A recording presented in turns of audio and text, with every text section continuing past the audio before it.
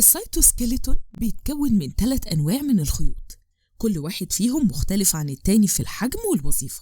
المايكروتوبيولز أو الأنابيب الدقيقة هي الأسمك من الثلاثة، 25 نانومتر. دي عبارة عن أنابيب مجوفة مكونة من بروتين اسمه تيوبيولين. دوره إيه؟ مهم في النقل وفي الحركة. المايكروتوبيولز أو الأنابيب الدقيقة دي طرق المواصلات والتنظيم. زي ما قلنا دي أنابيب مجوفة 25 نانومتر مكونة من بروتين اسمه تيوبيولين. الأنابيب دي ليها طرف إيجابي وطرف سلبي، وبتنمو من مكان اسمه السنتروسوم وسط الخلية. وظيفته الأولى هي النقل، بيعمل زي السكة الحديد جوه الخلية. البروتينات المحركة اسمها كاينيزين والداينين بتمشي على الأنابيب دي وتنقل الحويصلات والحاجات الكبيرة من مكان لمكان.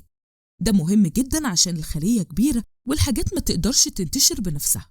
وظيفته التانية بينظم الخلية، بيحدد مكان الأورجانيلز وبينظم حركة الحاجات جوه الخلية. وظيفته التالتة بيكون الهيكل الأساسي للسيليا والفلاجيلا. السيليا دي بتتحرك وبتساعد الخلية تتحرك أو تحرك السوائل حواليها، زي السيليا اللي موجودة في الريسبيراتوري سيستم أو الجهاز التنفسي.